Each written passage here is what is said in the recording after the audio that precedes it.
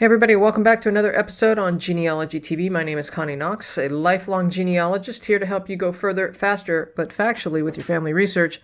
Today, on this Tiny Tip Tuesday, we are talking about the differences between an abstract and a transcription. I'm also going to show you how to go from an original to a transcription to an abstract. To look at the differences between a transcript and an abstract, let's take a look at the definitions. A transcript is an exact copy of a record, word for word, preserving the original capitalization, punctuation, and spelling. An abstract is a condensed version of a record, preserving all of the important details in the original sequence, which is important. So this is a three-step process to go from document to abstract. So the first thing we're going to do is we're going to transcribe this document. We're going to strike out the details that we don't need, and then we're going to remove those details and condense it into an abstract. So this document is a partial document. For the sake of this video, I could not show you the whole document. It is several pages long, but we're going to transcribe and abstract just the first part of this for the sake of you at home being able to actually see it. You also want a proper source citation with all of your documents as I have listed here. So if we take a look at this document real carefully, you can see that there are indents here. There are various marks, punctuation. We're going to preserve all of that in the original transcription. So just to read a couple lines here, it says, your petitioner is Duncan Rush and wife Margaret. See, there's a little equal sign that I think they're version of a hyphen. William Henley, Henry Henley, Jonathan P. Winslow and wife Jane, Isham Thrift and wife Mary, Thomas Henley, Rebecca Henley, Alexander Henley, and John Henley respectfully represent to your worship that John Henley departed this life some 3 years ago intestate and seized of a tract of land in the county wherein. So you get the idea. I'm not going to read the whole thing. So you read through the document and you start typing. So when you start typing, you want to preserve all those indents. So as we move on to this transcription, we want a word for word document exactly as we see it, line for line. So if you'll notice, that first line where Margaret was wrapped around, see, Margaret was wrapped around, William, and so on down to Jonathan P. Winslow. So here we have Jonathan P. Winslow. So you keep each line preserved exactly as it was in your first transcription of this document. And keep that as a true transcription. So you're going to do the word for word and include all marks, special characters, and indents.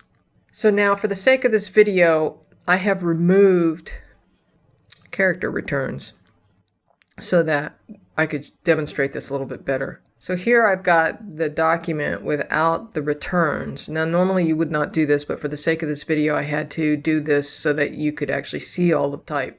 So here we've got the transcription, and we'll pretend for a minute that it does have the original character returns like this one does. So we want to remove all the boilerplate language. So we've got our transcription, and now we're going to take a look and we're going to remove all the boilerplate language. We're going to strike it out. This is our first step in the process. This particular example does not have a lot of boilerplate language, so let me show you something. Here's a simplified example of extra boilerplate language that you will not need, and I'm going to just read this real quickly. I, John Doe, of said county of provinces, aforesaid, being of weak mind and indisposed in body, just of sound and disposing mind and memory, thanks be given to the calling to mind the mortality of body, do make and ordain these to contain my last will and testament for the disposal of such worldly estates, wherein it hath pleased God to bless me with this life in its following manner and form. My will is that my just debts be paid in due time after my decease. Now, all of that language we don't need. The only thing good about that is his name. So moving on back to our original document here, now we've struck out the information that we don't need.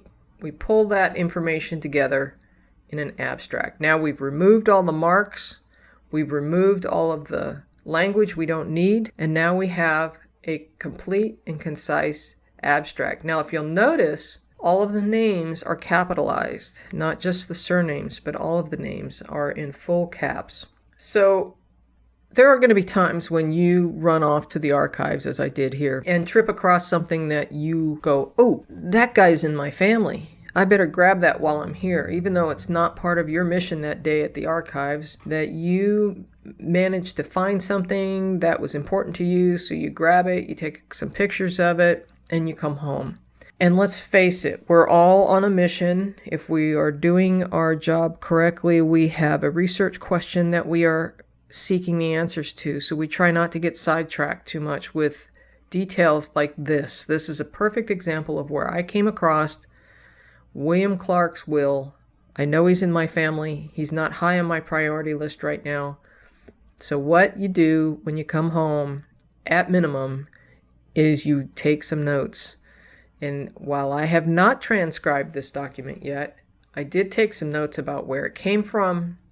I read through it briefly, made some notes about my first impressions and where it is filed in my digital archive.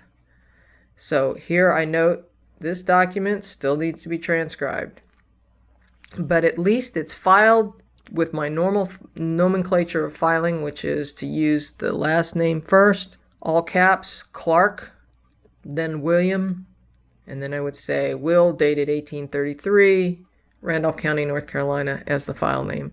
So if you'll notice also that in my document, I actually put pictures of the image so that I can make sure that when I'm looking at the picture files later, that I can properly identify what pictures go with which notes and sources. For further information about the information that I was showing in this video, check out the show notes or the comment sections, and also look at these other videos to help supplement this strategy. Thanks for watching Genealogy TV.